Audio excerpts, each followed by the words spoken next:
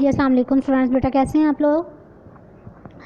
جی تو بیٹا ہمارا آپ کو پتہ ہے کہ اس دفعہ پہلے ہی سلیبس شروع ہو گیا، اگست میں ہی ہمارا سپٹمبر میں شروع ہوتا ہے، تو ٹائم ہمارا کافی ہے، اسی لیے بیٹا میں تھوڑا تھوڑا کر کے کروا رہی ہوں، تو ٹینشن لینے والی بات نہیں ہے، نہ ہی پریشان ہونا ہے، تو تھوڑا تھوڑا کر کے میں اس لیے کروا رہی ہوں تاکہ آپ تھوڑا جو ہے وہ کریں اور زیادہ اچھے سے اس کو جو ہے وہ کریں، تو جو آپ کا جو ہے پیچھے سے بھی رہتا ہے اس کی بھی ساتھ ساتھ جو ہے وہ ریویژن آپ کریں، اور نیکسٹ بھی ہم تھوڑا تھوڑا ہی پڑھیں گے تاکہ آپ اچھی طرح اس کو یاد کر لیں۔ ابھی بھی اگر کوئی کمی بیشی ہے یا کچھ پیچھے مشکل لگ رہا ہے، کوئی چیز دوبارہ سے ریوائز کرنا چاہ رہے ہیں تو آپ بیٹا مجھے بتا سکتے ہیں، ہم دوبارہ سے اس کو ریوائز کر لیں گے، ٹھیک ہے؟ تو اب بیٹا ہم نیکسٹ لیسن کی طرف آتے ہیں۔ ہم جہاد جو ہے یہ چیپٹر ہم نے شروع کیا ہوا ہے، ہم نے جہاد کی جو ہے اس کا معنی و مفہوم پہلے پڑھا، پھر اس کی اہمیت پڑھی۔ آج ہم بیٹا اس کی فضیلت پڑھتے ہیں کہ جہاد کی فضیلتیں جو ہیں وہ کیسے بیان ہوئی ہیں۔ فضیلت جہاد، قرآن و حدیث میں مجاہدین کی فضیلتیں بیان ہوئی ہیں، ان کی عظمتوں کے بارے میں قرآن پاک میں یہاں حدیث میں بہت زیادہ چیزیں جو ہے وہ ارشاد فرمائی گئی ہیں۔ تو رسول اکرم صلی اللہ علیہ وسلم نے مومن ہونے کے لیے یہ شرط لگائی ہے کہ مومن وہ ہے جس نے جہاد کیا ہو یا اس کے دل میں جہاد یعنی قتال فی سبیل اللہ کی تمنا موجود ہو، یعنی کہ مومن ہونے کے لیے کیا شرط لگائی کہ مومن وہ ہے جس نے یا تو جہاد کیا ہو یا اس کے دل میں جہاد یعنی اللہ کی راہ میں لڑنے کی تمنا ہو، وہ دل سے چاہتا ہو کہ اللہ تعالیٰ کی راہ میں وہ جہاد جو ہے وہ کرے۔ تو آپ صلی اللہ علیہ وسلم نے کیا فرمایا کہ جس شخص نے نہ کبھی جہاد کیا، جس شخص نے نہ کبھی جہاد میں شرکت کی، نہ اس کے دل میں جہاد کا شوق پیدا ہوا اور وہ اسی حالت میں مر گیا تو وہ نفاق کی موت مرا، ٹھیک ہے بیٹا؟ دیکھیں کتنی اس کے بارے میں یہ بیان کی گئی ہے کہ جس شخص نے نہ کبھی جہاد میں شرکت کی، نہ اس کے دل میں جہاد کا شوق پیدا ہوا اور وہ اسی حالت میں اگر وہ مر گیا تو وہ نفاق کی موت مرا۔ نیکسٹ دیکھیں کہ آپ صلی اللہ علیہ وسلم سے پوچھا گیا سب سے افضل انسان کون ہے، تو آپ صلی اللہ علیہ وسلم نے کیا ارشاد فرمایا؟ وہ مومن جو اپنی جان و مال سے جہاد کرتا ہے، کہ وہ مومن جو اپنی جان و مال سے جہاد کرتا ہے وہ سب سے افضل جو ہے وہ مومن ہے۔ ایک اور مقام پر آپ صلی اللہ علیہ وسلم نے ارشاد فرمایا کہ جہاد میں تمہاری شرکت اپنے اہل و عیال میں رہ کر 60 سال کی عبادت سے افضل ہے، کہ اگر تم 60 سال جو ہے اپنے گھر میں رہ کر اپنے اہل و عیال کے ساتھ رہتے ہوئے عبادت کرے، اس سے افضل کیا ہے کہ تم اگر جہاد میں شرکت کرو، ٹھیک ہے؟ تو قرآن حکیم میں اس کے بارے میں کیا فرمایا گیا کہ اللہ تعالیٰ نے فرمایا کہ جو لوگ اللہ کی راہ میں جہاد کرتے ہوئے مارے گئے انہیں مردہ نہ کہو، وہ زندہ ہیں مگر تم ان کی زندگی کا شعور نہیں رکھتے، کہ وہ تو زندہ ہیں لیکن تم ان کی زندگی کا شعور نہیں رکھتے۔ جی بیٹا ہم فضیلت جہاد میں ہم نے کیا بیٹا، اس میں کویشچن بھی آ سکتا ہے کوئی بھی کہ جہاد کی فضیلت پر کوئی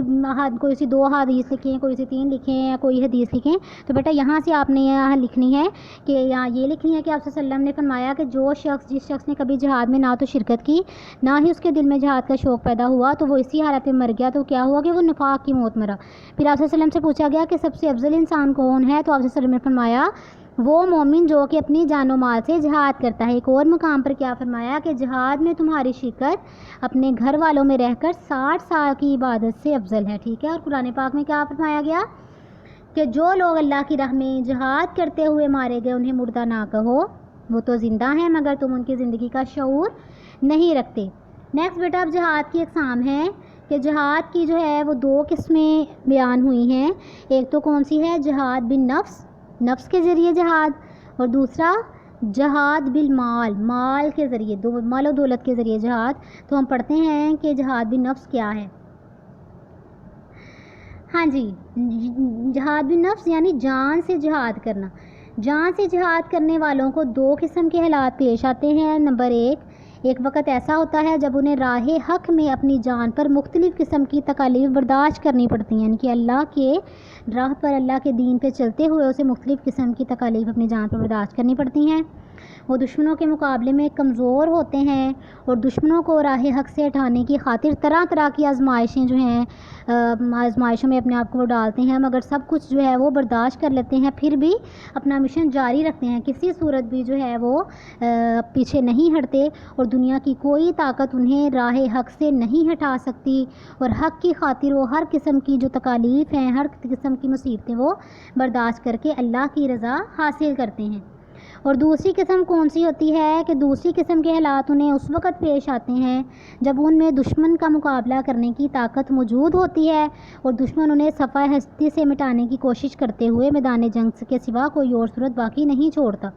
یعنی کہ اگر ان کے ساتھ مقابلہ کرنا ہے تو اس کے لیے میدان جنگ میں جانا ضروری ہے، ان کے ساتھ لڑنا ضروری ہے. اس کے علاوہ اور کوئی صورت نہیں کہ دشمنوں کو جو ہے وہ دور کیا جائے. ایسی صورت میں انہیں جان کی بازی لگا کر اللہ کے دین اور اپنی حفاظت کرنا جو ہے وہ ضروری ہو جاتا ہے. ایسے حالات میں جنگ کی اجازت ہوتی ہے اور ایسے ہی حالات میں سرحدوں پر ایک رات گزارنا ہزاروں نمازوں اور روزوں سے افضل قرار دیا گیا ہے.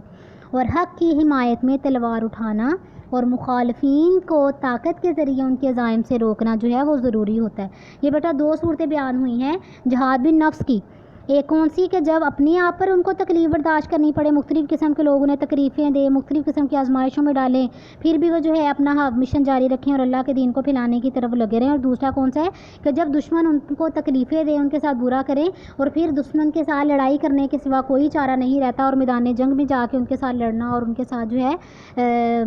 پورا جو ہے اور ایسے موقعوں پر جو ہے وہ سرحدوں پر رات گزارنا کئی روزوں اور عبادات سے نمازوں سے افضل قرار دیا گیا. اور حق کی حمایت میں تلوار اٹھانا اور مخالفین کو طاقت کے ذریعے ان کے عزائم سے روکنا جو ہے وہ ضروری قرار دیا گیا. جی بیٹا اتنا آپ نے یاد کرنا ہے. لیسن 1 تو ہو گیا فضیلت جہاد، یہ والا آپ نے ٹاپک اچھی طرح یاد کرنا. اور دوسرا جہاد کی اقسام میں سے پہلی قسم جو ہے جہاد بن نفس، یہاں تک صرف آپ نے یاد کرنا ہے. آج کا آپ کا یہی لیسن ہے. کل انشاءاللہ ہم جہاد بن مال کو پڑھیں گے اور اس کے بارے میں دیکھیں گے. اور آج آپ کا اتنا ہی لیسن ہے. اوکے بیٹا، اللہ حافظ.